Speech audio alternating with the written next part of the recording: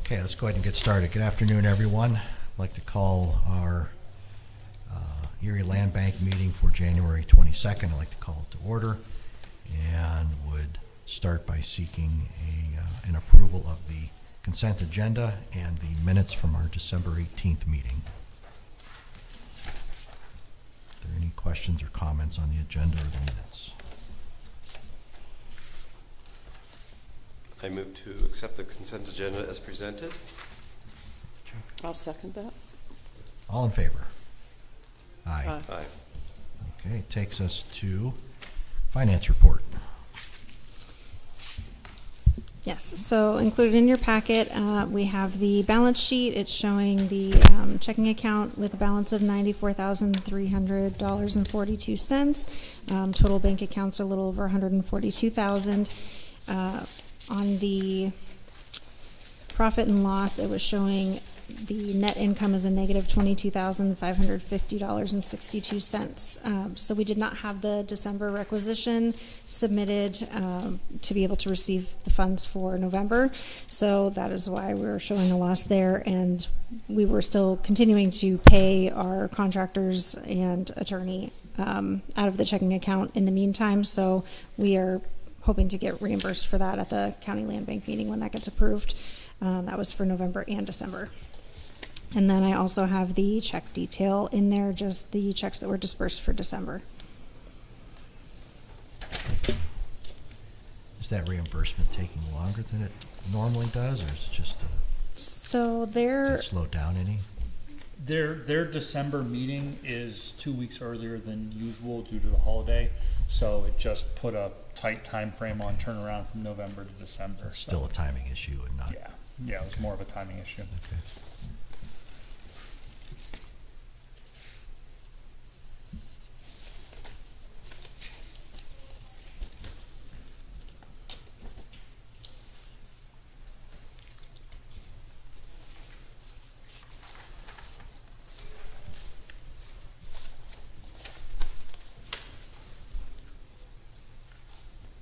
I don't have any further questions on the financials. Any other questions or comments? Okay. Seek a motion to approve the financial report. I'll make that motion. I'll second it. All in favor? Aye. Aye. Okay, that takes us to citizens' comments. Do we have any citizens wishing to speak? Anybody online? Anybody reach out? No, here? nobody had reached out, and just for the board's knowledge is that the city is no longer providing Zoom links for the public to attend virtually. If they would like to attend and speak at a meeting, they must attend in person unless they Okay. make accommodations ahead of time for whatever reason or circumstances. Okay. It's helpful.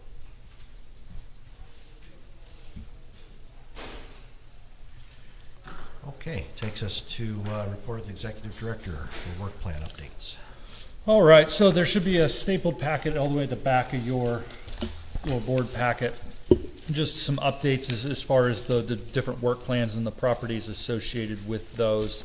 Includes the 2022, 23, and 2024, which Jake just created, which includes the properties we acquired off the judicial tax sale. So work plan 2022, most everything on there has been taken care of. A couple of the outliers are our 1017 German Street.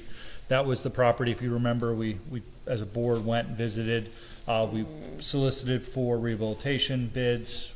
We didn't have anybody, so we're going into this new year and into the spring. We're going to reevaluate that, get some new numbers on possible demolition of that back half of the structure, and look at what some possibilities are there, and maybe get it out for bid again and see if maybe we can get some better numbers for the board so that we can entertain possible rehabilitation of that. Also going to look to see if maybe a local neighborhood organization or whatever group is interested in maybe taking on that development as well, and maybe we'll coordinate with the demolition of that. But that one will be forthcoming in the next few months once we do some more evaluation on that.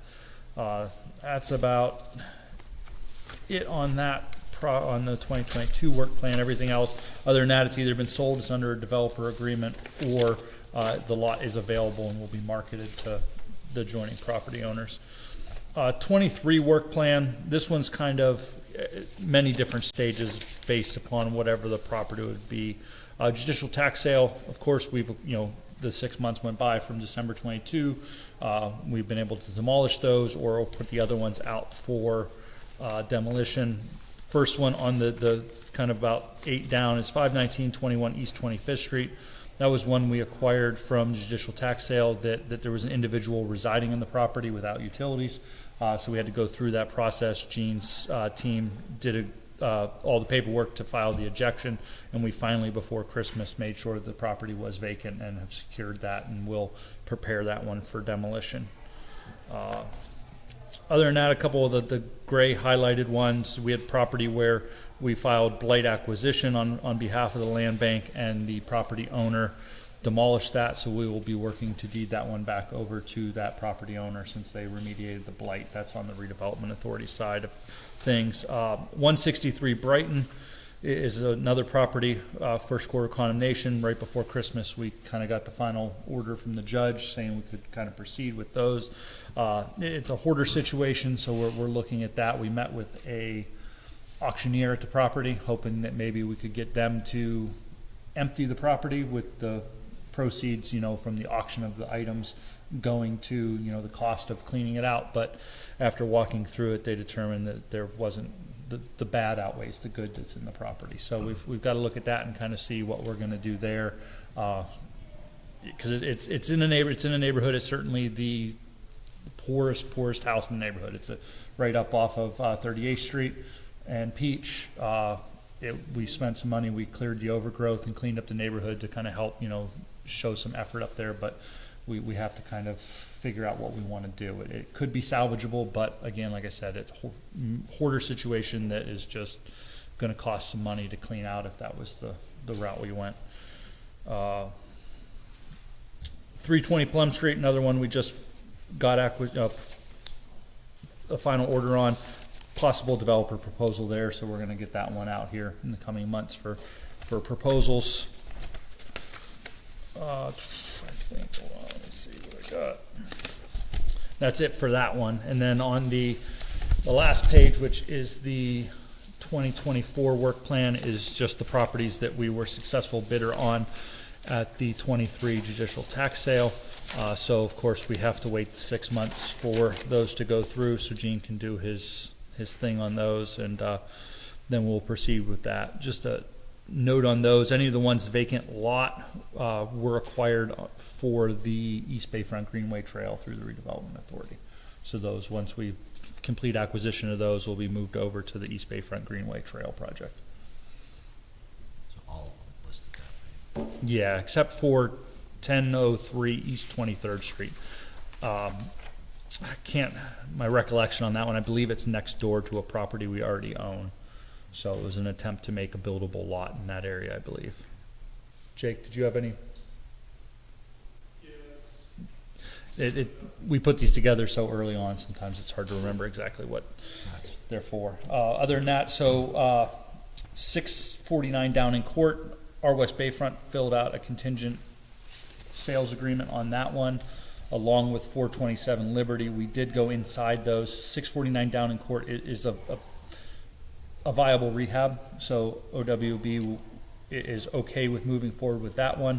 427 Liberty, it's up in the air. It's one of those, they're not really feeling rehab on it at the moment, but we have a period of time to wait here, so they're just going to kind of see how everything else they have in their portfolio goes, and we'll revisit that one once we can make a real final decision on the outcome of it. So it's a single family property, no off-street parking, right on Liberty Street. So there's a lot of cons to it.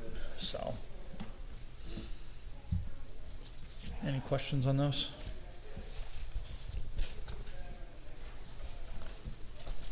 More of a comment. I'm glad to see that our West Bayfront is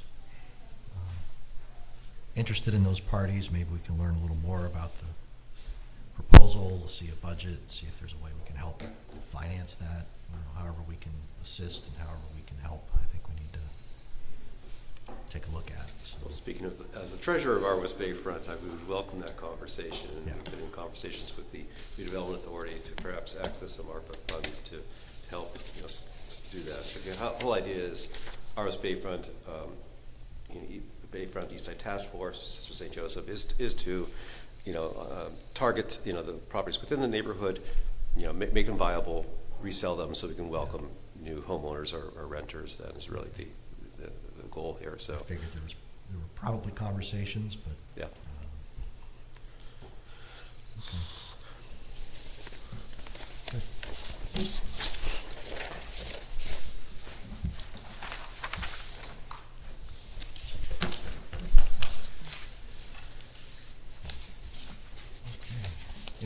Any other questions or comments on the updates to the work plan?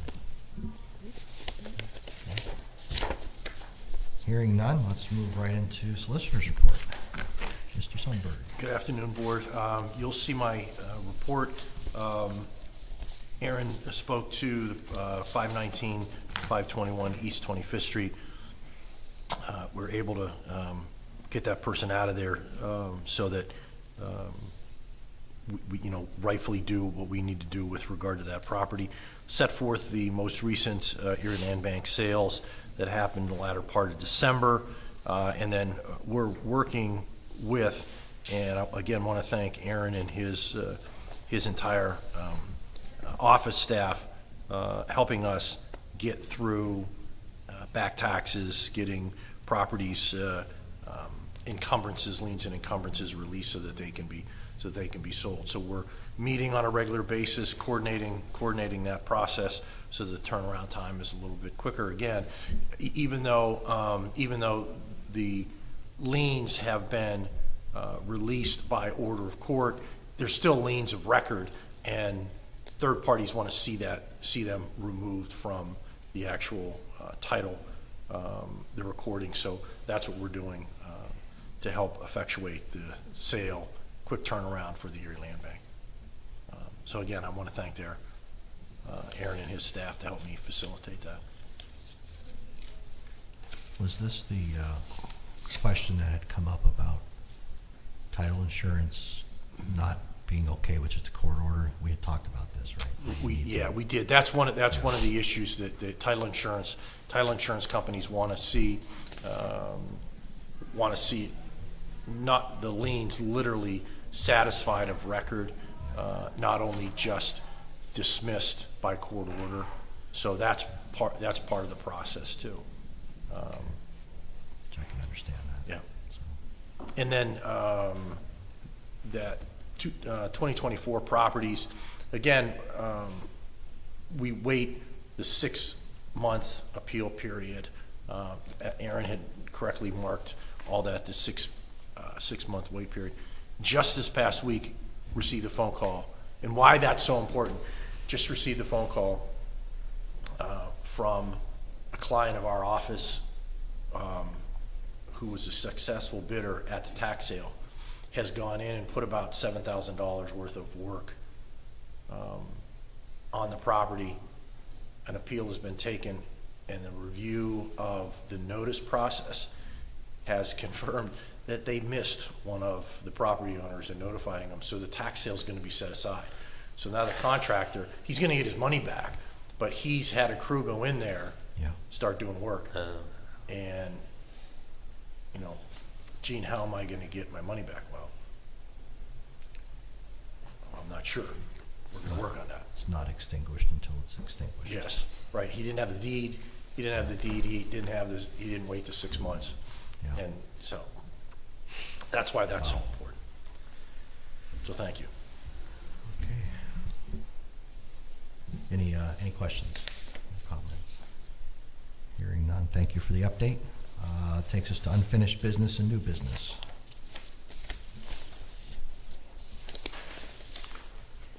All right. So first up, and like Gene said, and this one really, last month we had a resolution of a substantial amount of properties. This is one that we missed, 2308 Camp Housing. It's been under contract to sell, but was just trying to work through getting all the liens and everything off, so we need to get a resolution to extinguish and abate the city taxes, county taxes, and then pass it on to the school district for them to exonerate the school taxes on the property. So then we can sell the title over to the neighboring property owner so he can proceed with what he needs to get this property cleaned up and in his ownership. So.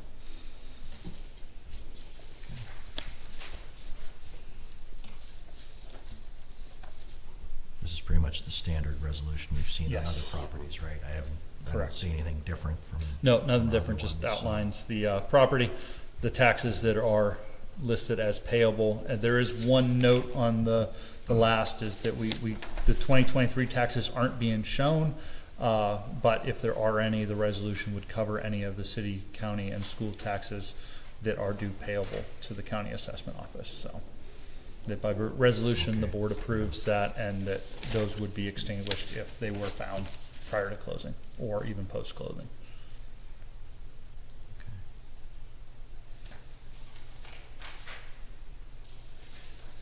I don't have any questions. Unless there are other questions, I would seek a motion to approve the resolution to extinguish the taxes on camp housing. I'll make that motion. I'll second it. All in favor? Aye. Okay, takes us to the additions to the work plan. All right, so the last page of your packet should be a page with 4 pictures on it. So under the 2024 work plan, we had 19 judicial tax sale properties, which we successfully acquired, and 4 blighted property acquisitions. So as kind of following along with, as we had done in the past, focusing on blighted properties outside of the QCTs, outside of the area where we can, the redevelopment authority can utilize ARPA blight funds, so look at neighborhoods and properties that we really have no resources for. And so on this page are the 4 properties that we identified outside of QCT that are blighted, kind of have, sustainable neighborhoods, and they're just the bad egg of the group. So we have 45 Kellogg, 4119 Genesee, 2656 Cochrane, and 618 West 26th Street. So those bottom 2 are not in a qualified tract. So 2656 Cochrane is deceiving. The second floor is about 3.5 feet from the first floor. When you walk in the back door, it's had a substantial roof leak for a long period of time. No, they're not in a qualified tract? No, Either they're one not. of those. Okay. No. Okay.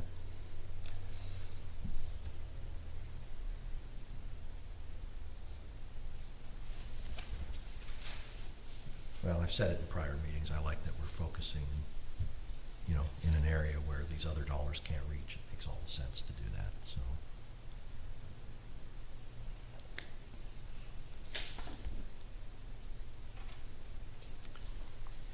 Well, it just goes to show that, blight is far and wide. Unfortunately, it doesn't necessarily lend itself to a specific neighborhood anymore. Yeah. And a lot of times, you tackle a property like one of these and it has an even larger outsized effect, right? Yeah, We talked about that, so. Yeah, there's certainly, Kellogg, we had acquired and demolished a property next door to that one a few years ago. I don't know if you're familiar with Kellogg, it's off 29th Street. It's kind of a little dead-end spur street up there off of Glenwood Park Avenue. So, and Cochrane again up there off 29th Street between 26th and 29th. So just, there's probably more, and we'll slowly identify them and look at those as they come available, so. Great. This is nothing you need us to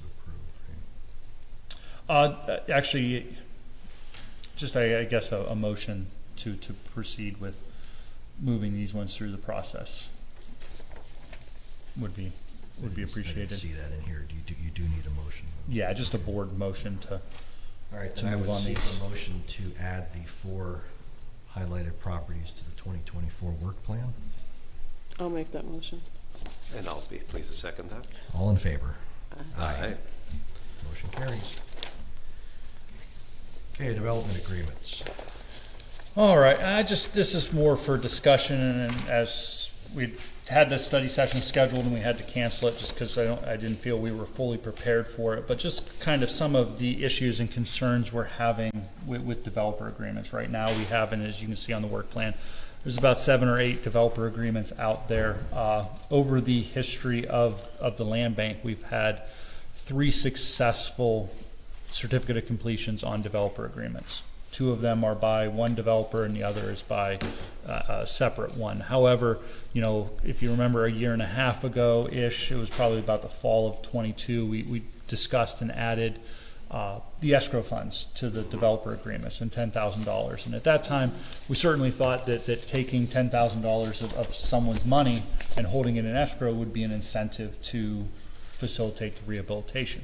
However, that has not been the case. We have many of those developer agreements that we signed early in 2023 or late in 2022 haven't gone anywhere. They haven't been rehabilitated. You know, we had an individual on Fairmont that rehabilitated it but never did anything that he was supposed to as far as you know, completing it to the standards which are identified in that developer agreement. So it just hasn't done anything to hold them accountable. So certainly something, you know, I want the board to think about, and we can schedule that study session again and have some further discussion on it. But you know, how we look to make something that these developers will want to rehabilitate their properties. And so, you know, we're also working with Gene and his team, you know, the idea Ohio land banks do deed and escrow.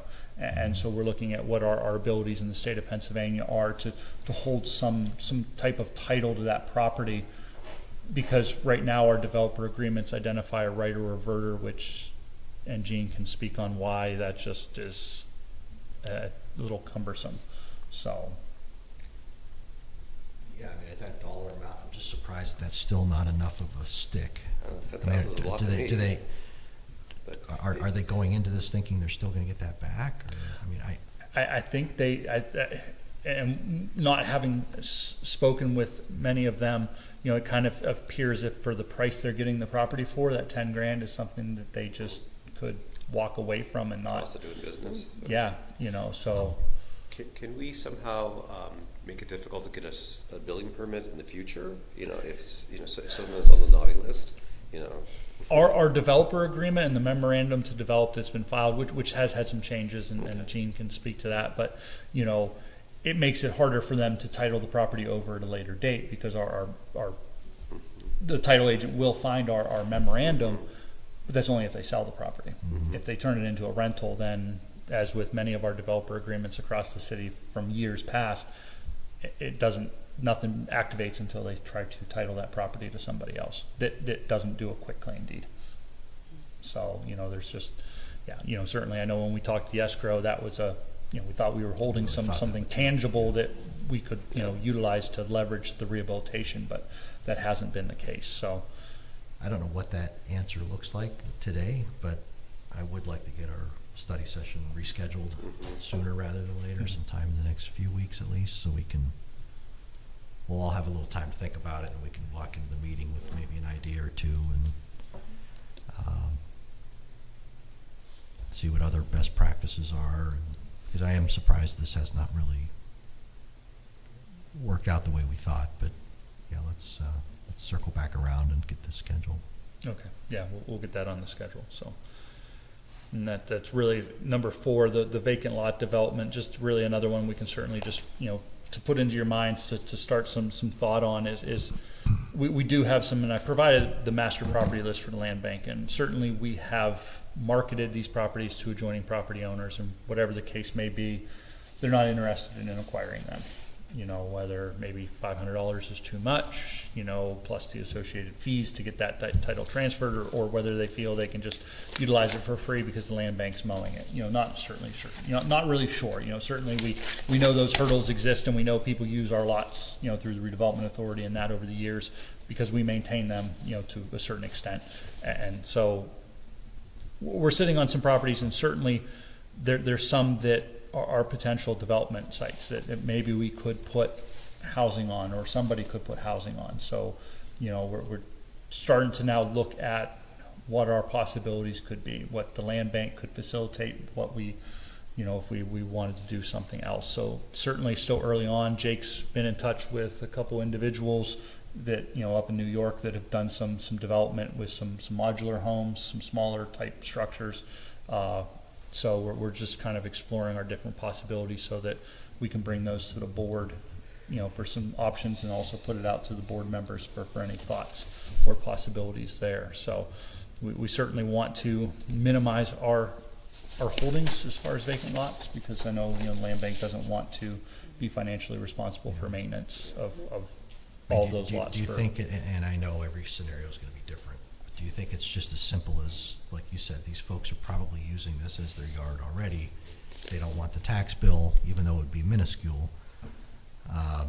And, do we have to get creative with somehow how we assess that, who it's assessed to? Do we have a tax holiday for the neighbors for a certain period to encourage them to take that on? I don't know what that is. I'm just thinking out loud, but we have to do something, because we'd have to definitely do some tracking as far as the demographic of who owns the properties next to whether the majority of these maybe are investors who their tenants use it and they're not really wanting to buy a property. Their tenants will just use it and park on it or whatever the case. Or if it's homeowners who just may not have the financial means, we can maybe do a little bit of digging on that. And if you go through, get some answers. If you go by and you see that they're parking their vehicles on it, they've got their stuff on there, we somehow have to assess them for that. I don't know how that legally, if that's doable, but yeah, and I suspect that's the majority of this. Yes. Yeah, and we do, over the summertime, we will get calls from code enforcement. There's a car parked on your lot. Yeah. We do have, paper we go out and put on their windshield saying they have to move the car off the lot. And again, we try to follow up with them at that point saying, hey, you can purchase the lot, you can put a driveway in. Maybe that's a quality of life ticket that they receive, or if you want that to go away, then buy it and we waive that. I don't know what it is, but we have to put some teeth in this somehow. Yeah. So that can be part of our study session too, is try to, because I don't know what legally we're allowed to do.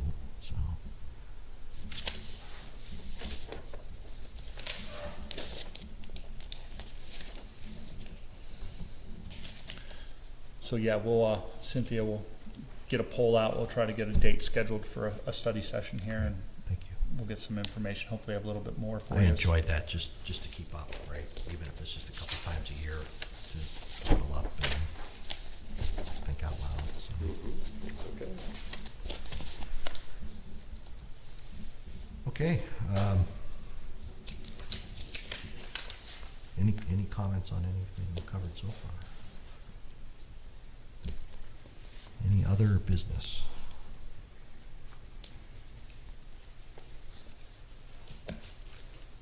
Hearing none? That's all I have. Okay. Then we can call this meeting adjourned. Thank you. And our next meeting is February 19th, which is President's Day, right? Or- Yes, City Hall is open. Okay. So. Just wanna make sure. Okay.